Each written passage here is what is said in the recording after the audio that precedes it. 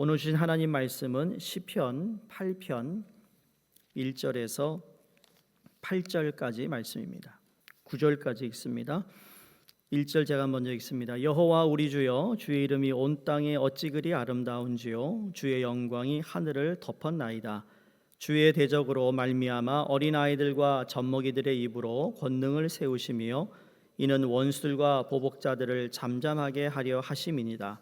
주의 손가락으로 만드신 주의 하늘과 주께서 베풀어 두신 달과 별들을 내가 보오니 사람이 무엇이기에 주께서 그를 생각하시며 인자가 무엇이기에 주께서 그를 돌보시나이까. 그를 하나님보다 조금 못하게 하시고 영화와 존귀와 관을 씌우셨나이다. 주의 손으로 만드신 것을 다스리게 하시고 만물을 그의 발 아래 두셨으니 곧 모든 소와 양과 들짐승이며 공중의 새와 바다의 물고기와 바닷길에 다니는 것이니이다. 함께 읽습니다. 여호와 우리 주여, 주의 이름이 온 땅에 어찌 그리 아름다운지요. 아멘. 우리 성경 암송은 베드로전서 5장 6절 말씀입니다. 함께 암송합니다.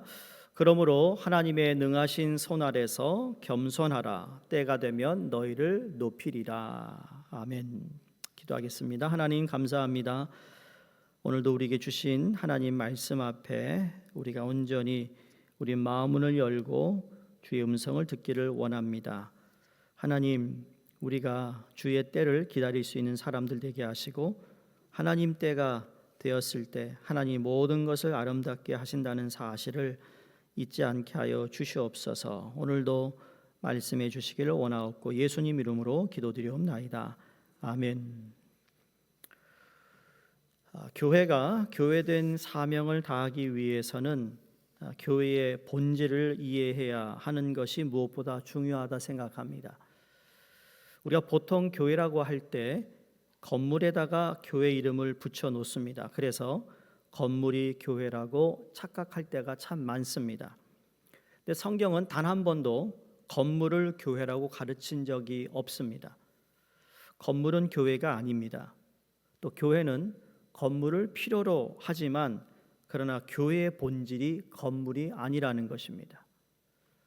교파도 교회의 본질이 아닙니다. 천주교다, 장로교다, 감리교다, 우리 교단인 성결교다 이런 단어를 쓰기 때문에 교파를 흔히 교회의 본질로 오해하는 경우들이 있습니다. 교파는 역사적 발전 단계에서 어떤 필연적으로 있을 수밖에 없는 현상들이었지만 교회의 본질 역시 교파가 아닙니다. 그렇다면 교회의 본질은 무엇일까요? 교회의 본질은 사람입니다. 그래서 이걸 에클레시아라는 단어인 교회라는 단어의 뜻은 세상으로부터 불러냄을 받은 사람들이라는 의미입니다. 그러니까 주님이 부르셨다라는 거예요. 부르심을 받은 사람들이 바로 교회입니다. 그래서 초대교회나 중세나 지금이나 부르심을 받은 자들이 모여져서 교회가 된 거예요. 그리고 그들이 모여야 하니까 장소가 필요했던 것이죠. 그래서 건물이 교회가 아니라는 거예요. 그러니까 교회의 사명을 다하기 위해서는 사람이 무엇인가를 이해하는 것이 중요합니다. 사람이 무엇인가? What is man? 오늘 성경에 What is humankind라고 영어 성경에 나옵니다. 오늘 8절에 보시면 사람이 무엇이건데 주께서 그를 생각하시며 인자가 무엇이긴데 그렇죠? 주께서 그를 돌보시나이까 라고 말씀합니다. 여러분, 사람이 무엇이냐라는 질문은 인간관에 관한 질문이에요. 인간관. 우리가 어떤 인간관을 갖느냐에 따라서 우리의 삶이 달라질 수 있다고 생각합니다. 우리 시대의 보편적인 인간관 가운데 하나가 진화론적인 인간관을 가지고 있는 사람들이 있습니다. 우리가 잘 아는 찰스 다윈이 생물학자라서 진화론에 가장 큰 영향을 끼친 사람으로서 인간이 동물과 짐승과 별 다르지 않은 존재다 이렇게 선언하고 가르쳤죠. 물론 인간에게 동물적인 부분이 있는 것은 사실이지만 동물은 만은 아니라는 거예요. 진화론에 대한 논쟁할 것 없이 저희가 간단히 시험해 볼 수 있는 것이 뭔가 하면 옆에 있는 분을 쳐다보시면서 한번 이렇게 말해 보세요. 당신 정말 짐승 같군요. 동물 같군요. 여러분 이런 말 하면 기분이 좋으세요? 이거 나를 무시하는 거야. 나를 뭘로 보는 거야? 말 그대로만 표현하더라도 말이죠. 우리가 꺼려하는 원인이 뭘까요? 짐승적인 요소가 있지만 그게 우리의 전부가 아니라는 거예요. 두 번째, 우리 시대에 또 하나의 대표적인 인간관이 있다면 물질주의적인 인간관입니다. 우리 시대의 대표적인 두 개의 이데올로기가 있는데 기본주의와 공산주의입니다. 이 두 개가 전혀 다른 것 같지요? 그렇지 않습니다. 잘 보시면 여러분 자본주의라는 것과 공산주의의 공통점이 있어요. 둘 다 물질주의적 인간관을 갖고 있다라는 것입니다. 뭐 중국이 공산당이라고 얘기하지만 이런 공산당에 누가 가장 부자입니까? 당원들이 부자예요. 불쌍한 건 그 밑에서 모든 걸 다 공유하고 살아가는 평등이라는 것으로 살아가는 그 사람들이 불쌍한 거죠. 경제적 동기에 의해서 인간이 조작되고 존재하고 있다라는 것, 그 영향으로 우리는 늘 물질에 매달리고 돈에 매달리는 인생을 살고 있습니다. 어떤 사람은 눈을 떠서 돈을 묵상하기 시작하잖아요. 하루 종일 돈을 생각합니다. 이런 사람을 우리는 뭐라 그러는지 아세요? 돈 사람. 조금 늦으셨어요. 형광등이 많으신데.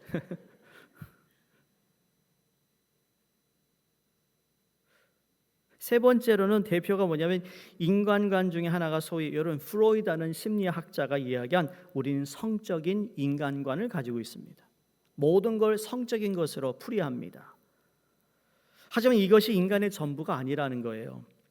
성이 우리에게 중요한 요소인 것은 맞는 이야기지만 그게 우리의 전부를 이야기하지 않는다라는 거죠. 또 사회학적 인간관 역시 여러분 이것 또한 인간을 다 사회학적으로만 분석할 수 없고 그게 인간이라고 말할 수 없다라는 겁니다. 그러면 사람이 무엇이라고 생각합니까?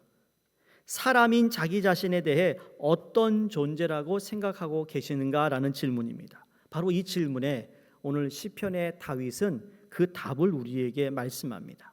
그 내용을 보면 아마도 다윗이 왕으로 있을 때 이 시를 지은 것이 아니라 그가 양을 치던 목동이었을 때 이 시를 지었다라는 해석이 더 많습니다. 2절에 보시면 대적하는 자, 어린아이 이렇게 대조적으로 묘사하고 있습니다. 여기 대적은 그 어린 목동이 누구를 대적했죠? 골리앗을. 또 자기가 어린아이, 그래서 대적과 어린아이들의 차이점을 어떻게 우리가 해석하냐면 대적은 자기 자신의 힘을 의지하는 사람입니다. 그러나 어린아이는 전적으로 하나님을 신뢰하는 사람을 의미하고 있습니다. 저 대적은 자기 힘으로 나오지만 나는 여호와 하나님의 이름으로 나간다고 그가 선언했던 골리앗과의 싸움에서 다윗이 자기 자신이 어떤 존재임을 알고 있었다라는 고백인 것이죠. 기억하세요. 예수님께서 마태복음 18장에 너희가 돌이켜 어린아이들과 같이 되지 아니하면 결단코 천국에 들어가지 못할 것이다. 여기 어린아이와 같이 되라라는 것은 어린아이같이 순수해져라, 어린아이같이 선한 삶을 살라라는 의미도 있지만 그게 전부가 아니고요. 더 중요한 건 아주 어릴 때 여러분 우리의 악함이 있어요. 어린아이도 이기적임이 있어요. 맛있는 거 보면 자기가 혼자 먹으려고 그래요. 숨어서 먹어요. 거짓말도 잘해요. 너 먹었지 초콜릿? 아니. 초콜릿이 입술에 붙어있는 거를 보는데 아니 그래요. 애들이 거짓말 한다니까요. 누가 가르치지 않았는데 말이죠. 그래서 어린아이와 같이 되어야 천국에 들어갈 수 있다라는 말의 의미는 하나님의 나라는 스스로의 선함이나 능력, 재능 등으로 들어가는 것이 아니라 누군가의 전적인 도움을 받아서 들어가는 곳임을 의미하는 것이에요. 그러니까 어린아이들은 스스로의 힘으로는 살아낼 능력이 없습니다. 갓난아기가 어린아이에게 여러분 농사를 지을 능력도 없습니다. 물고기를 잡을 능력도 없고요. 직장 생활로 돈 벌 능력도 없습니다. 어린아이에게는 부모의 도움이 절대적으로 필요한 것이죠. 마찬가지로 하나님의 나라는 능동적으로 들어가는 것이 아니라 수동적으로 들어가는 것이라는 거예요. 우리가 하나님 나라의 백성이 되는 데는 하나님의 전적인 도움 없이는 불가능하다라는 겁니다. 그러니까 다윗은 자신이 지금 아침 저녁으로 양에게 풀과 물을 먹여 보았던 그 자연과 우주의 장엄함을 마음에 두고 한편으로는 그 우주와 비교할 때 보잘것없는 존재인 자신의 모습을 반추하면서 이 시를 지었다라는 거죠. 이 시에 보시면 광대한 우주와 이것을 창조하신 하나님을 찬양하는 내용이 나옵니다. 그 광대한 우주에 있어서 한 점과 같고 나타났다가 금방 사라지는 안개와 같은 인간의 모습이 잘 대조되어 표현되고 있다라는 거예요. 그런데 다윗은 인간을 창조한 분이 하나님이심을 알았기에 인간이 결코 무의미한 존재가 아님을 동시에 노래하고 있습니다. 저 높은 산을 보면서 저 에베레스트 산 여러분, 저 정복하려고 사람들이 얼마나 많은 사람들이 도전합니까? 얼마나 많은 사람들이 돈을 투자하는지 모릅니다. 저 넓은 바다를 보세요. 태평양을 보더라도 말이죠. 저 넓고 깊은 저 바다와 이런 인간의 존재를 한번 생각해 보면 우리는 너무나도 연약하고 작고 보잘것없이 보인다는 거죠. 그런데 그렇게 보잘것없이 보이는 내가 무의미한 존재가 아니다라는 것을 다윗이 고백하고 있습니다. 여러분은 무의미한 존재가 아니라는 거예요. 그러면서 사람이 무엇이간데라는 이 말씀에 우리가 세 가지 하나님의 말씀을 보기 원합니다. 첫 번째, 사람이 무엇이간데 이 말씀 속에는 우리는 인생의 연약성을 볼 수 있습니다. 우리의 연약함을 봐요. 사람이 무엇이간데라고 말하기 전에 시인은 하나님의 위대하심과 영광을 말하고 있어요. 자연과 우주의 장엄함을 생각해 보세요. 여러분 나이아가라 폭포 다녀오셨죠? 또 여러분 좀 시간 되시면 저 그랜드 캐니언 갔다 오신 분 계세요? 거기 가면 야라는 건요. 제가 양키 스테디움을 처음 갔을 때요. 들어가 야구장에 딱 들어가니까 파란 초록색 그 잔디가요. 내 가슴을 확 열어주는데 와가 나오더라고요. 그것만 봐도 와가 나오는데 말이죠. 근래 여러분 와 느껴보신 게 있으세요?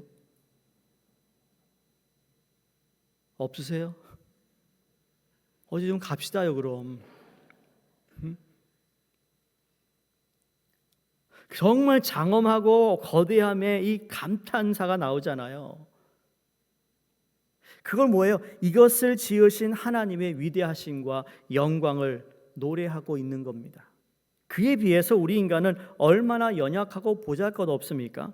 오늘 4절에 사람이 무엇이간데 주께서 저를 생각하시며 인자가 무엇이간데 주께서 저를 권고하시나이까 돌보시나이까 라고 말씀하고 있습니다. 여기에 두 단어가 나옵니다. 연약함에 대표하는 두 단어, 사람과 인자입니다. 사람이라는 단어는 히브리어의 에노시라는 단어로 깨어지기 쉬운 존재입니다. 여러분 사람, 저 사람 말이야 그런 말이죠. 저 사람 깨어지기 쉬운 사람이라는 얘기예요. 여러분 옆에 사람이 앉아 있어요? 동물이 앉아 있어요?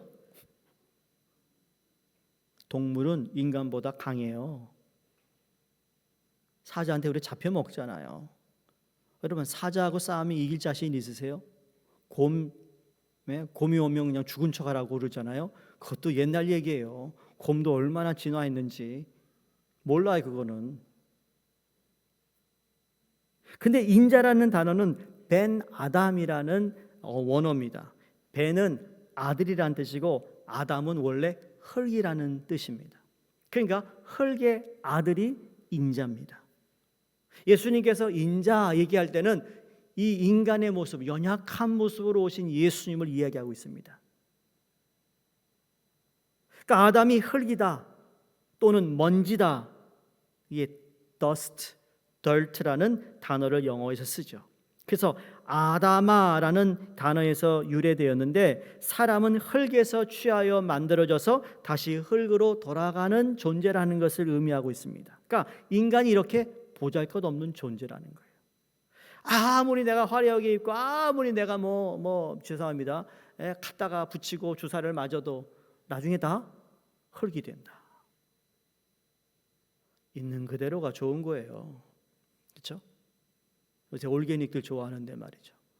그냥 올게닉으로 사세요. 그게 아름다운 거라니까요. 아멘. 네. 돈 쓸 필요 없어요. 그 돈 쓰면 나한테 얘기하세요.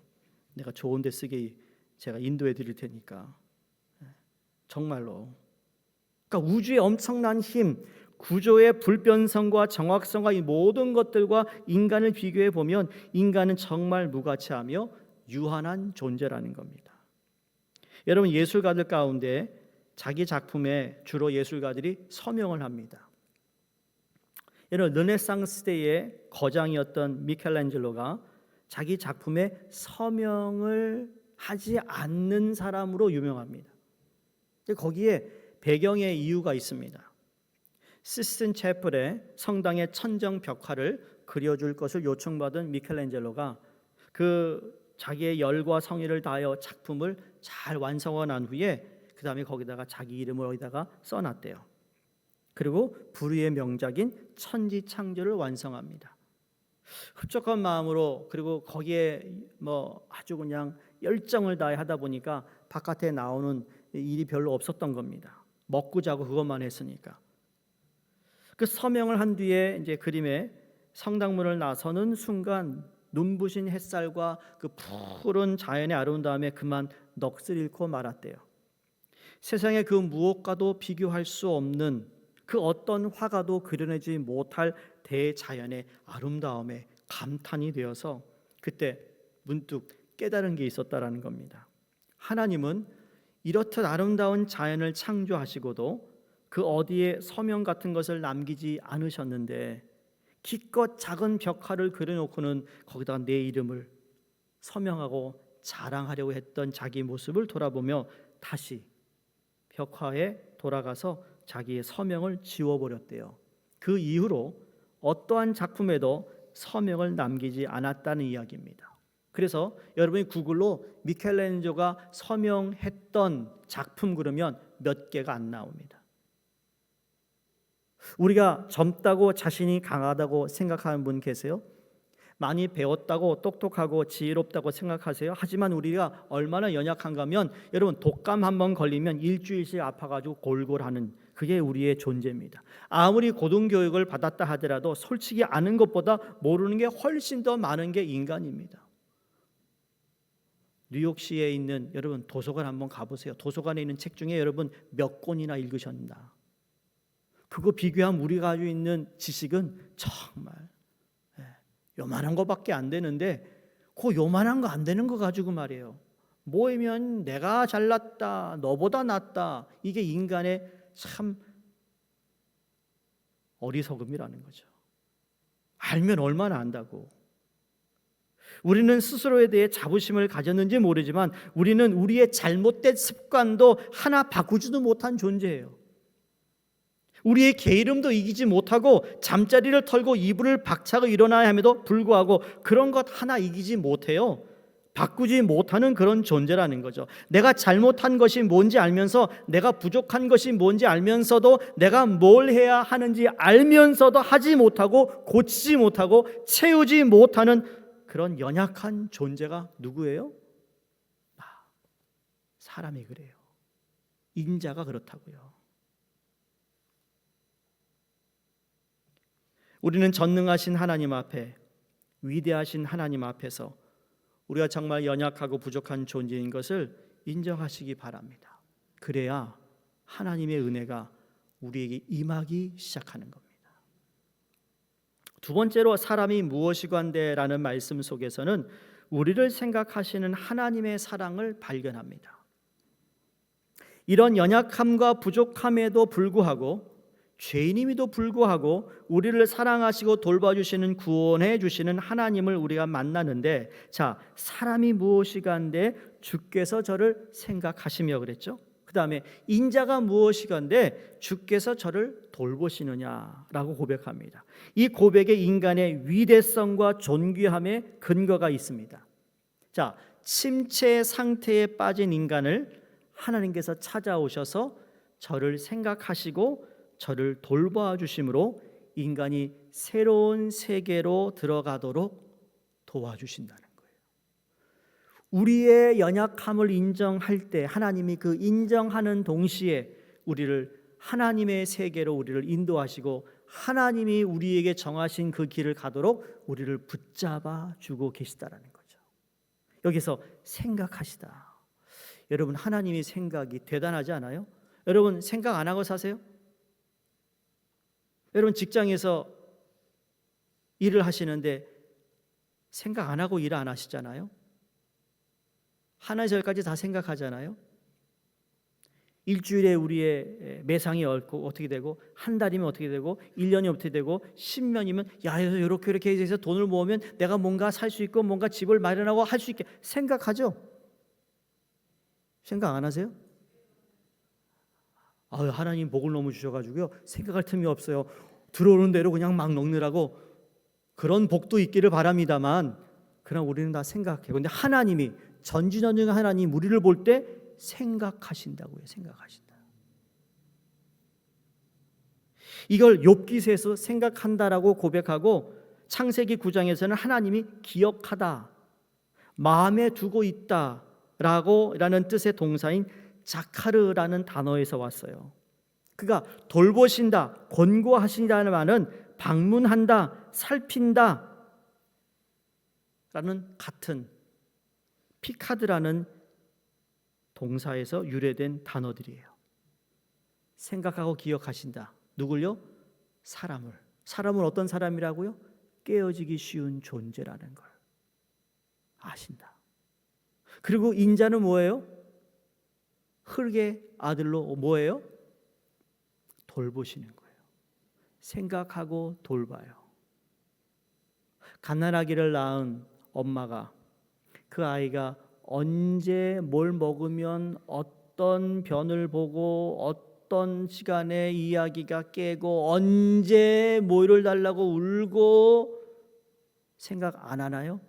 생각하고 준비하고 있다가 배고프다고 울면 젖병을 꽂아 놓습니다. 젖병을 꽂아고 잘 먹었는데도 또 울면 생각 없는 부분은 얘가 왜 그러지? 생각 있는 엄마는 뭐라 그러죠? 똥 쌌나 보다. 기저귀를 바꿔줘요. 생각하는 거예요.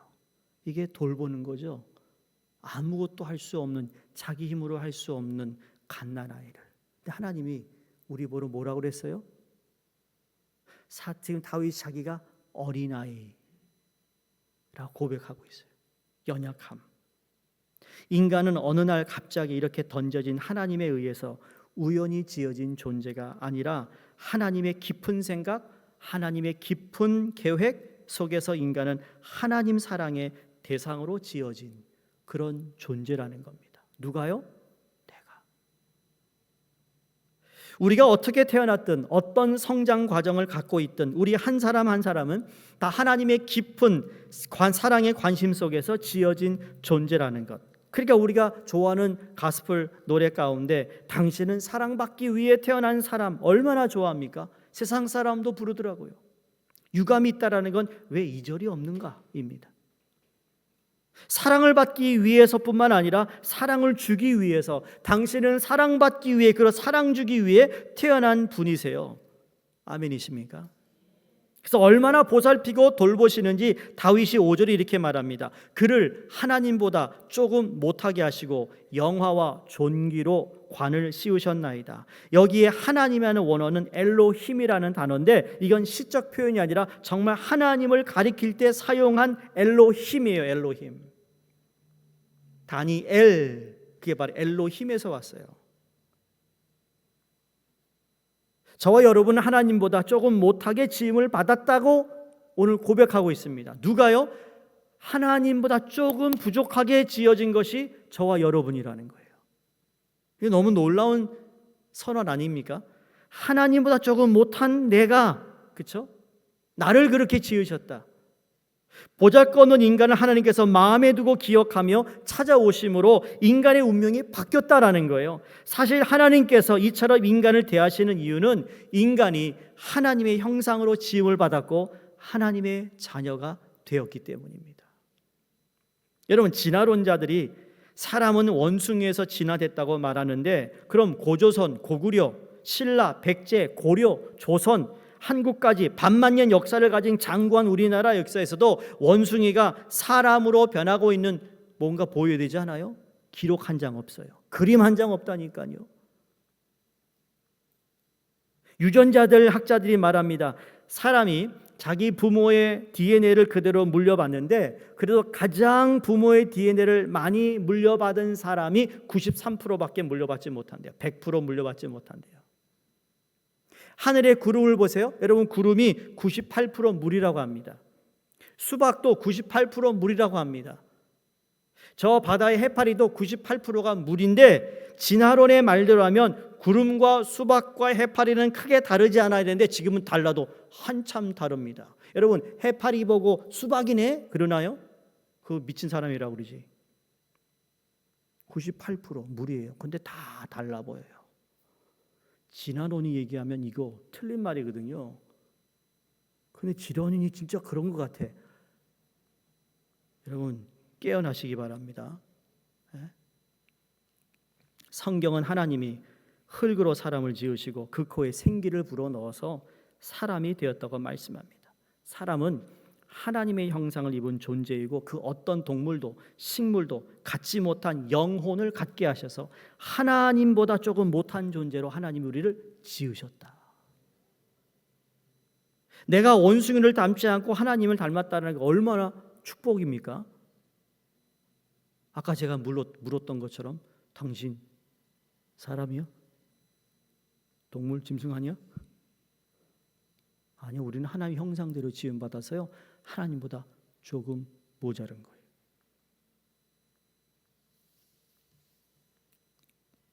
마지막 세 번째입니다.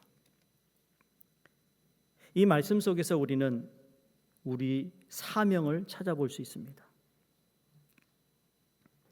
하나님이 함께 하신다면 여러분, 우리 과거의 신분이 문제가 아니고 재산이 문제가 아니고 얼굴과 몸매로서 아닌 하나님의 은혜와 능력으로 어디를 가든지 쓰임받는 존재가 된다는 것을 믿어야 되는데요. 연약한 존재이지만 하나님 우리를 천사보다 혹은 하나님보다 조금 못한 존재로 만드셔서 영광과 존귀로 관을 씌우신 하나님이 만드신 것들을 하나님이 우리에게 직접 다스리고 정복하라고 말씀하신 이야기가 창세기에 나옵니다. 연약한 우리에게 사명을 부여하셨다라는 거죠. 아까 교회라는 건 하나님의 부르심을 받은 자들이 왜 부르심을 받았을까요? 하나님보다 조금 못하게 형상으로 지어진 우리가 그 하나님께서 지으신 것들, 부르신 것을 위해 우리가 이제 앞으로 그 모든 것을 정복하고 다스려야 할 하나님의 사람들이 필요하다는 거예요. 그러니 그 누구 앞에서도 비굴한 존재로 살아서는 안 됩니다. 죄짓고 눈치나 보며 살라고 우리를 만든 것이 아니라는 겁니다. 우리는 다스림받고 정복당하라고 그렇게 우리를 만드시지 않았다라는 거예요. 사랑하는 성도님들, 여러분의 삶은 어떻습니까? 돈과 물질을 다스리는 편입니까? 아니면 다스림을 당하고 있는 편입니까? 여러분, 시간을 다스립니까? 시간에 쫓겨다닙니까? 인간관계에서 적을 만드시나요? 아니면 친구를 만드시나요? 이런 의미에서 어떻게 살고 있느냐라는 거예요. 우리는 시간을 다스릴 줄 알아야 되고요, 돈과 물질도 다스릴 줄 알아야 되고요, 인간관계도요, 내가 끌려가는 게 아니라 하나님의 사람으로 그 관계를 어떻게 잘 만들어 가야 되느냐, 책임이 우리에게 있다라는 거예요. 말로는 주님 주님 하는데 돈에 끌려다니고 말이죠. 입으로는 주님 하는데 권력에 눈이 멀고요. 사랑 얘기하는데 여전히 사랑하지 못해가지고 미움이 있고 시기가 있다면 우리는 하나님 앞에서 다시 한번 우리의 연약함을 회개하고 주님의 돌보심과 주님의 생각하심을 통해 우리가 어떻게 살아야 하는지를 회복해야 될 줄로 믿습니다. 하나님 우리에게 사명을 주셨거든요. 부족하고 연약한 나지만 하나님은 버리지 않으시고 그 아들 독생자 그리스도를 보내주셔서 우리를 하나님 자녀 삼기를 원하시고 그 아들 예수 그리스도를 믿고 순종할 때 하나님의 자녀가 되는 권세를 부여하셔서 다시 연약한 존재가 아닌 하나님의 자녀로 사는 겁니다. 하나님의 능력과 은혜와 은사로 가진 존재로 능히 세상을 이기고 악을 이길 수 있는 존재로 살아가도록 하나님 우리를 인도하시고 바꾸시고 도우시고 그렇게 살아가도록 우리와 함께 하신다는 사실을 잊지 않기를 바랍니다. 지금까지 내가 자신의 게으름에 정복당하고 세상의 유혹과 악의 다스림을 받고 살았다면 이제 예수의 이름으로 벗어나기를 주의 이름으로 부탁합니다. 이젠 패배의 삶에서 승리하는 삶을 사시기 바랍니다. 좋지 못한 습관 바꾸고 변화된 삶을 사시기를 바랍니다. 명예와 허세와 방종과 게으름과 낭비와 시기와 질투로 정복된 내 삶을 떨쳐버리는 우리 모두가 되기를 바라며 오늘 다윗이 마지막 불렀던 것처럼 여호와 우리 주여 주의 이름이 온 땅에 어찌 그리 아름다운지요. 이건 뭐냐면 땅이라고 그랬어요. 땅은 정복하는 거거든요. 땅이라는 것이 바깥에 있는 땅도 있지만 여러분 내 마음에 땅이 있어요. 이걸 예수님께서 마음의 밭이라고 얘기했어요. 그 밭이 어떤 밭이냐라고 우리에게 예화로 말씀했습니다. 그 밭이 옥토면 내 마음에 가슴에 있는 그 마음이 예수 그리스도를 통하여 내가 어떠한 삶을 살고 있고 어떻게 살아야 하며 어떻게 내가 이제는 이 세상을 정복하고 내게 주어진 것을 잘 다스리며 살아야 된다는 여러분 그러한 마음을 가지고 있는 사람이 여러분 세상을 보는 눈이 아름답지 않겠어요? 마음의 정원을 가꾸어야 되는데 마음의 정원은 가꾸지 않고 매일매일 내 뒷마당에 있는 밭만 잘 간다면 그건 무슨 소용이 있어요? 눈에 보여주는 것만 가꾸고 있잖아요. 눈에 보이지 않는 내 마음의 정원을 가꾸시라는 거예요. 그걸 위해 우리를 부르셨거든요. 고추 못 먹어도 좋아. 깻잎 안 따도 돼. 상추 없어도 좋아요. 마음의 정원, 거기에 좀 더 관심을 갖는다면 우리는 정말로 어제보다 오늘 훨씬 더 훌륭한 삶을 살아갈 수 있리라 믿습니다. 사람이 무엇이간데, 인자가 무엇이간데 우리를 생각하시고 우리를 돌보시는가. 여러분 이러한 고백 가운데 나의 부족함, 연약함을 인정하고 하나님 없이는 안 된다라는 것을 입으로만 머리로만 생각하지 마시고 마음으로 삶으로 이제 그렇게 살아가시기를 주의 이름으로 축원드립니다. 하나님 아버지 감사합니다. 하나님께서 오늘도 주신 말씀을 통해 이같이 연약하고 부족한 저희들을 생각하시고 돌보시는 하나님의 손길과 사랑에 감사를 드립니다.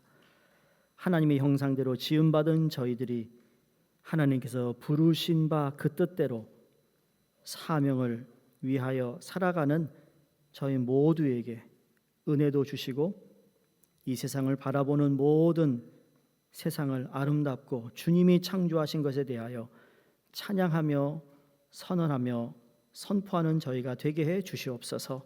예수님 이름으로 감사하며 기도드리옵나이다. 아멘.